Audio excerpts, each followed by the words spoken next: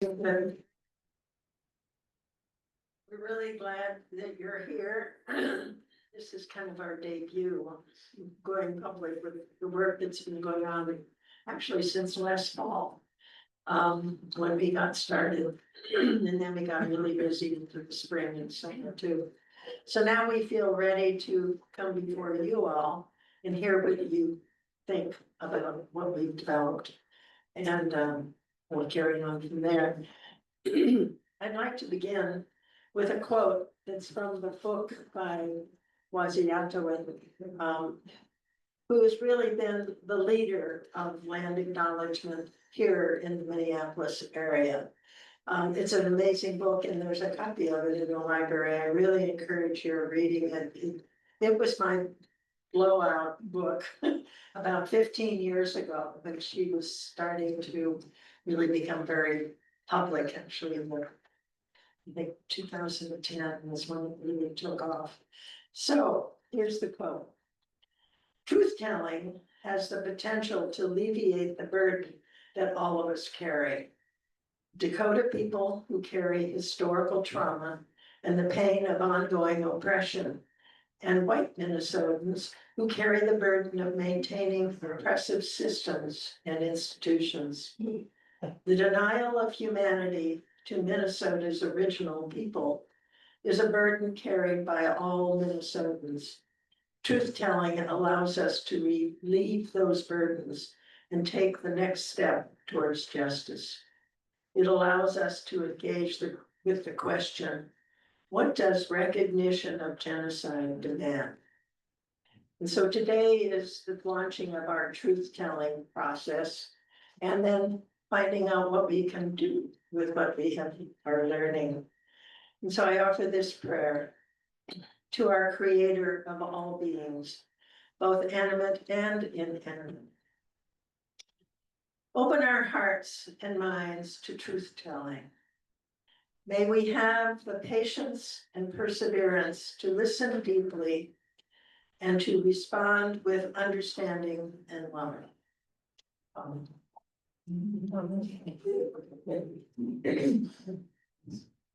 Thank you, Lynn. So I'm just going to give you a quick overview of what the land acknowledgement team has been doing over the past 10 months. We began our work last November with the blessing of the leadership team and the council and Race Matters and the Global Justice team. And we were blessed to have both Kate and Tom Haynes, the leaders of those groups, be a part of the land acknowledgement team. It was meant to build on the work that this church has been doing for decades on anti-racism and on understanding the experiences of our African-American siblings and all people of color, thinking specifically as well about those who are native to this land and understanding what stories are held by the land on which we live and which we worship, and what's our responsibility once we know those stories to step into the ongoing healing work that is being done and the ongoing liberation work that is being done. So we've long had, well, not long had, I think we've had for about 3 years before I showed up, something of a land acknowledgement, something short that was read on the first Sunday of every month. What we began with was first looking at what do Indigenous folks have to say about what makes for a good land acknowledgement. And then we compared it to what we had. We thought, okay, we can do better. And I'm going to show you in a minute a video from Anton Troyer, who is an Ojibwe man, who is a professor at Bemidji State University. And he's going to share a little bit about what he has to say about what makes for a good land acknowledgement. So I won't get into that now. But we started from there. We started by recognizing that we could do better with the product, with a land acknowledgement that allowed for more truth telling, as Lynn said, and that led us into commitments for action after acknowledging what we had learned and what we know about this land.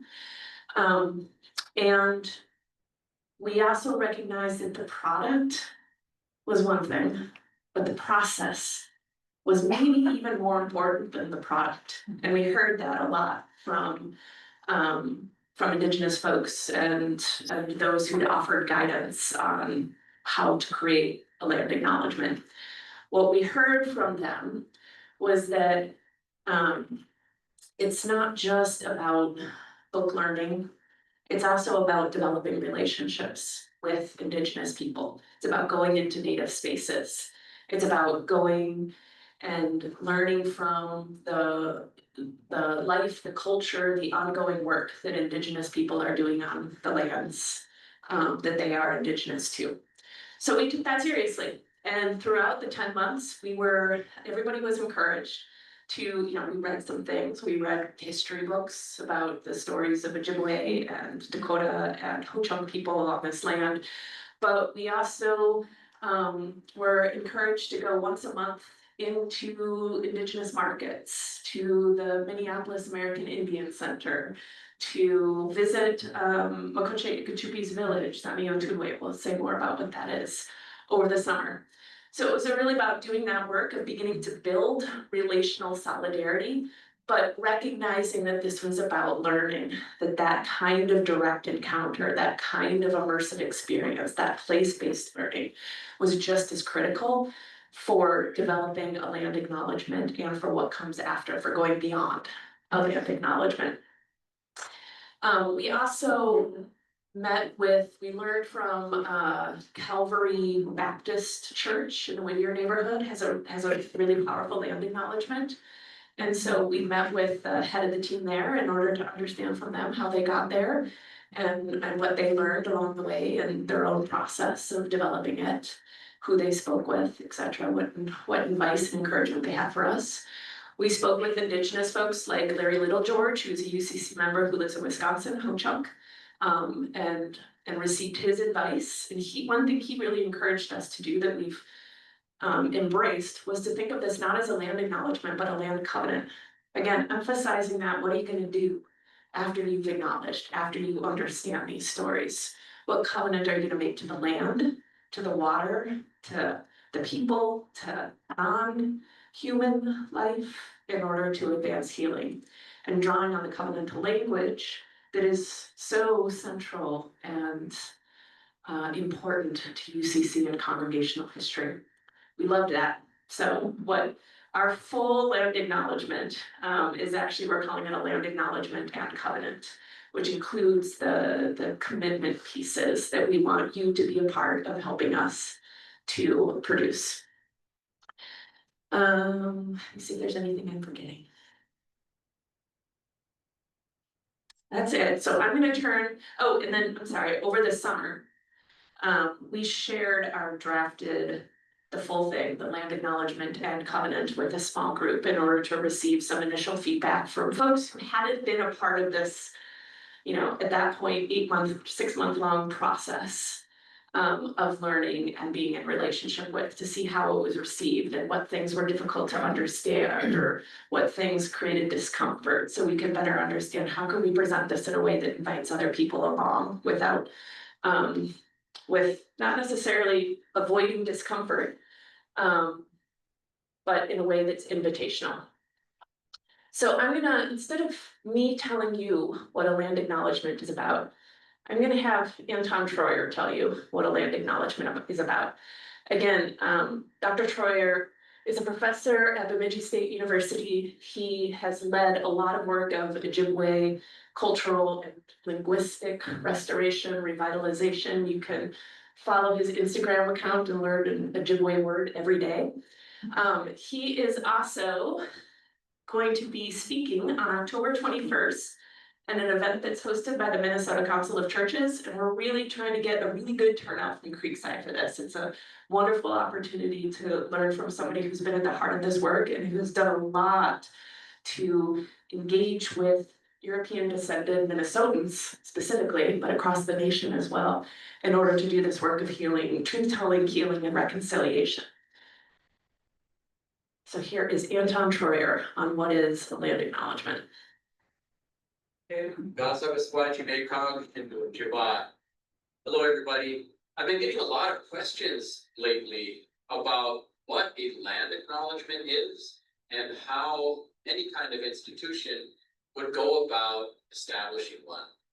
So a land acknowledgement is a simple, brief statement about an institution or organization's acknowledgement of Indigenous people, their land tenure, and a commitment for the institution to seek justice and to right historical injustices.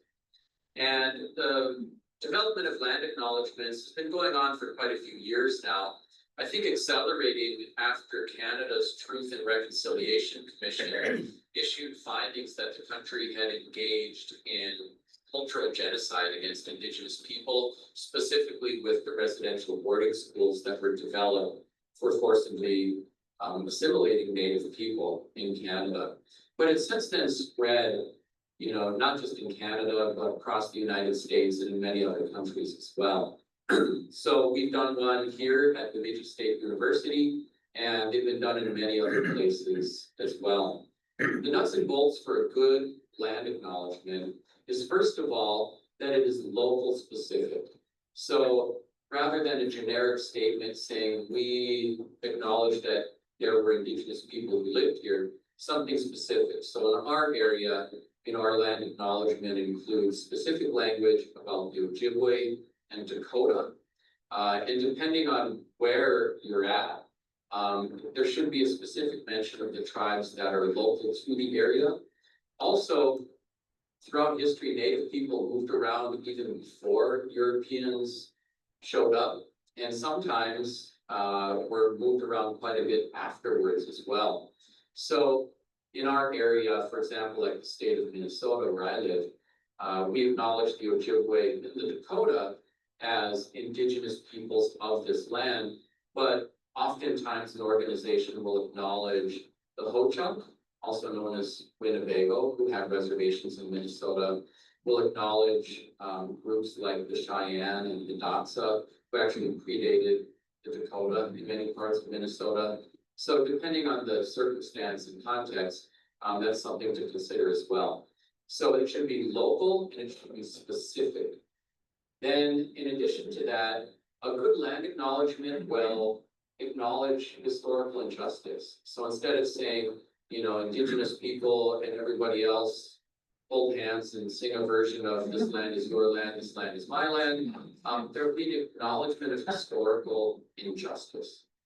And in addition to that, it's important to remember that as Native people, we are more than the sum of our tragedies. And so there should also be some sort of acknowledgement of contemporary Native existence and resiliency, and a good land acknowledgement too. And there should be something specific to the institution in the form of a call to action. So rather than saying, yeah, Native people used to live here, we acknowledge that, okay, let's get on with our program. You know, say these are the specific tribes who have called this place home throughout time and still do. To say, here are some of the historical injustices that they have endured. We acknowledge their contemporary existence and resiliency, and we as an institution are making a call to action to address injustice in all its forms. And those would be the nuts and bolts of a good land acknowledgement. The other piece to bear in mind is that Okay, we're gonna stop there. So again, that's Dr. Troyer's. We also looked at some of what other Indigenous folks working on Indigenous justice rights had to say about what makes for a good land acknowledgement, but it wasn't that different. Those components that he talked about really came across from a number of folks about the important aspects of it, the specificity, the truth telling about injustice and harm that has been done, and the call to action. What are you gonna do? So let me hand it over to Kathy now. Yeah, thank you so much for that. I'm Kathy Mahal. And what we'll do now, first of all, I wanted to just explain one of the handouts that you picked up at the table. It can be used like a journal.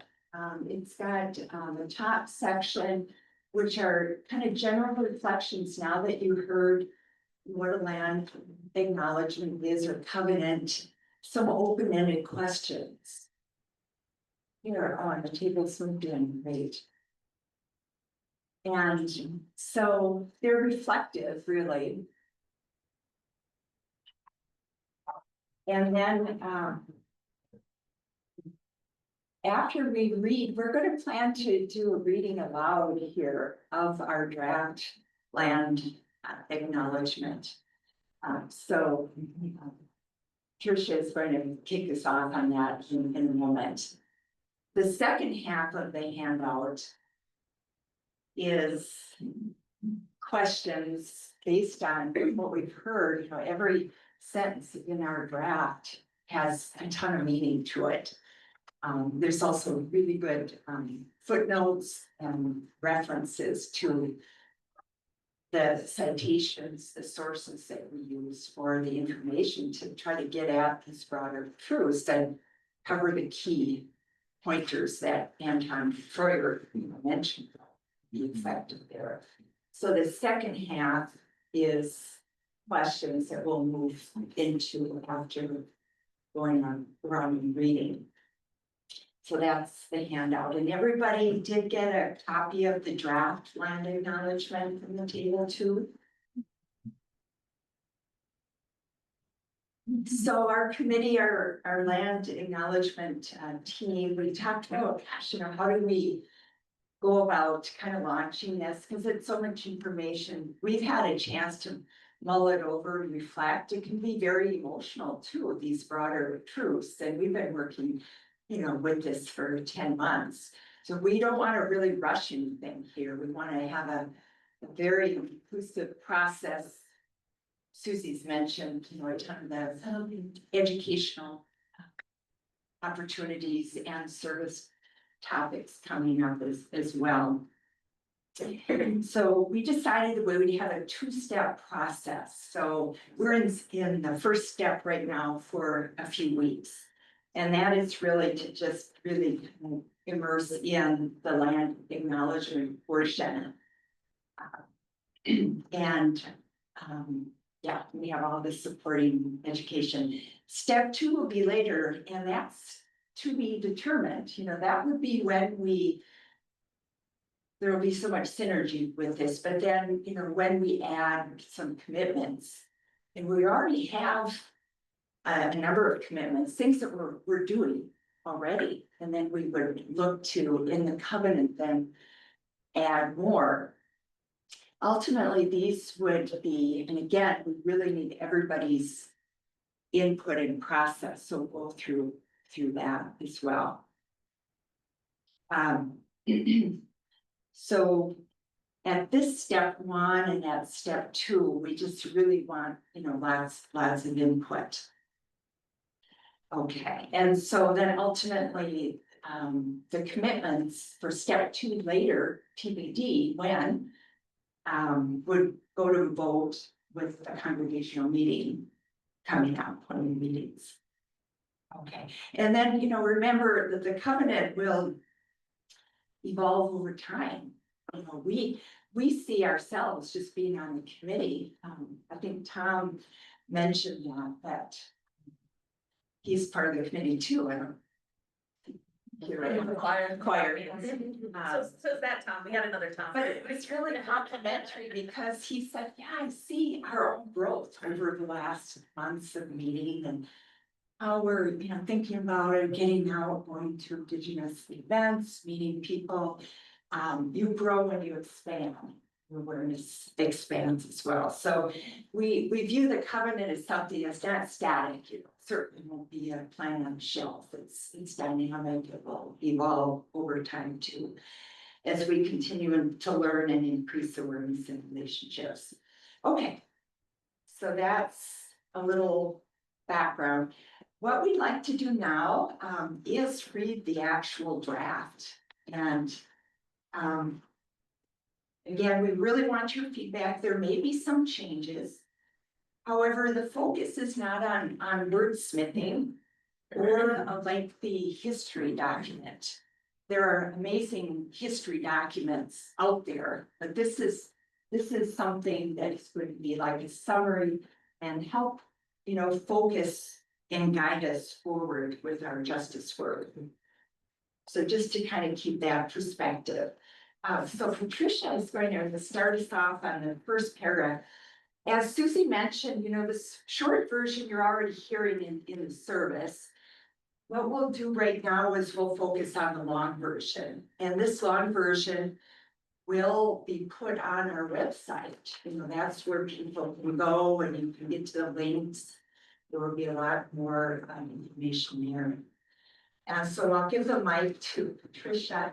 And then just invite people, whoever would like to read, we could just maybe go to the left, whoever wants to, then read a subsequent paragraph. So if you're looking at the handout, we're starting at 2/3 of the way down underneath long version on the first page. Creekside UCC is located on the ancestral homeland of the Dakota people from which they were forcibly removed. The Dakota lived on and cared for the land and the waters of Minnesota, Minnesota for thousands of years before European settlers arrived. Their creation story tells of their people's origins at Bedote, where the Wapatonta, that's the Mississippi River, and the Minnesota River converge. Other indigenous nations, including the Anishinaabe, at Ho-Chunk, have also lived on and cared for the land and water of Minnesota across generations.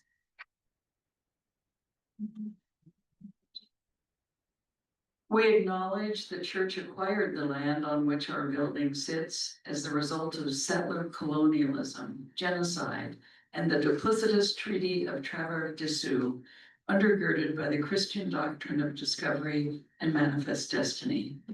The church also owns land in Wisconsin that is used by Scout Troop 187. The US government acquired this land through similar processes, including in an 1837 treaty with the Ojibwe before the church came to own it. Colonial ventures of European powers in the so-called New World, Turtle Island, were driven by the pursuit of resources such as gold, spice, and furs to enrich their monarchs. European Christian authorities sought to expand their reach through the Crown's colonial ventures. The doctrine of discovery, a series of papal bulls in the 15th century, offered a theological and legal basis of European colonialism. These documents proclaimed that the lands discovered by European Christians and inhabited by non-Christians, pagans, were terra nullius, nobody's lands, and could be claimed and exploited by the European powers, Catholic and Protestant. The doctrine of discovery continues to provide a legal basis for the United States government claim to land, defended by the Supreme Court as recently as 2005. Manifest Destiny, first coined in 1845, was the name given to the ideology driving European settlement of lands westward across North America. This migration extended the theological impulse of the Pilgrims and Puritans to the new land to establish a city on the hill, a better way of life, as they fled persecution and poverty in their own homelands. Manifest Destiny was rooted in the ideas of American exceptionalism, moral superiority, and Christian mission that saw European Christian expansion westward as God's will. This movement westward by European settlers was encouraged by the US government, which provided cheap land to incentivize European settlement, including in Minnesota.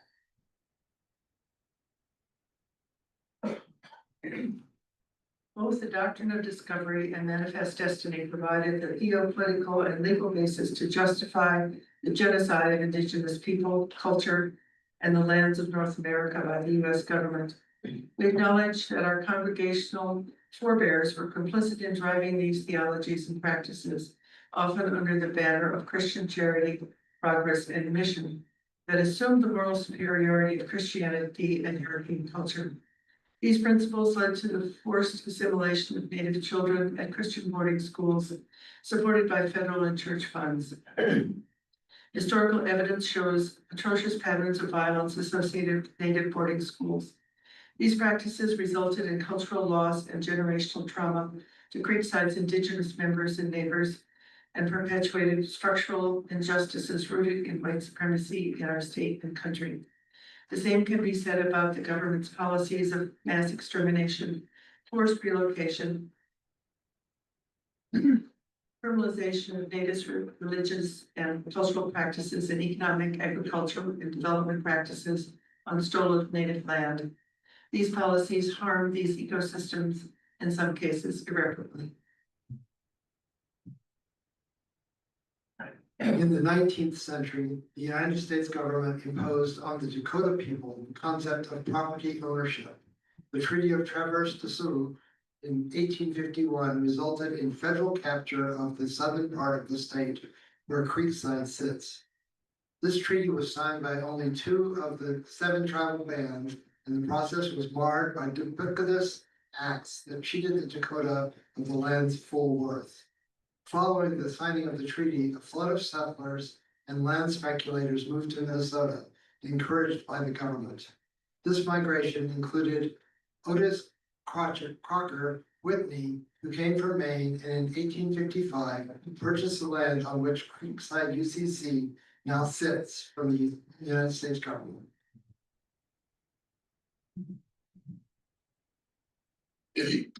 In 1862, tensions erupted into the U.S.-Dakota War, and the largest mass execution in United States history in Mankato, a concentration camp in Badoti, Fort Snelling, where many Dakota women, children, and elders died.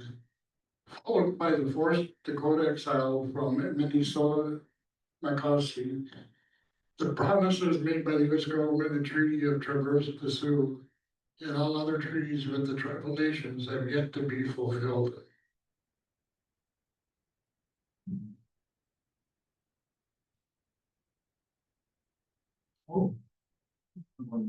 Okay, much healing is needed to repair the harm caused by the historic decimation of indigenous people, culture, and land.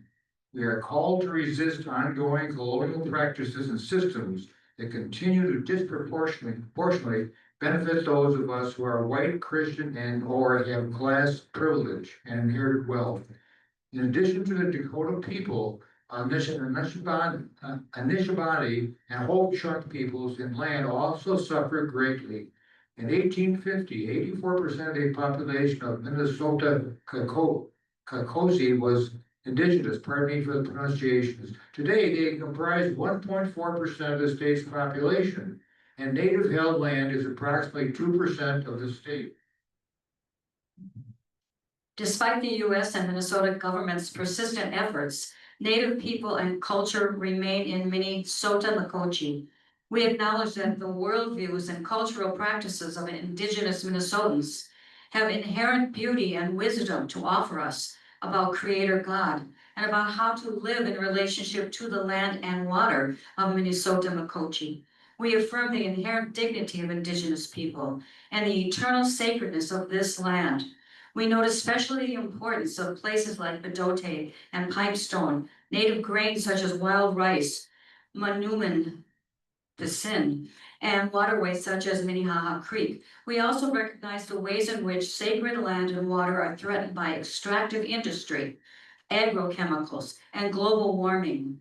We are grateful for the ways in which Native people in Minnesota are leading efforts to resist ongoing colonial violence and to revitalize Minnesota's indigenous languages, cultures, and practices that restore and care for the earth.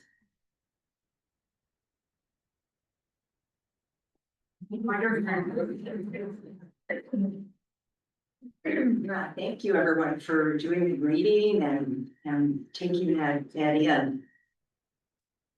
So what I would like us to do is like what we do in service. We just sit for a moment and breathe and have a few minutes of stillness to kind of reflect on all of this.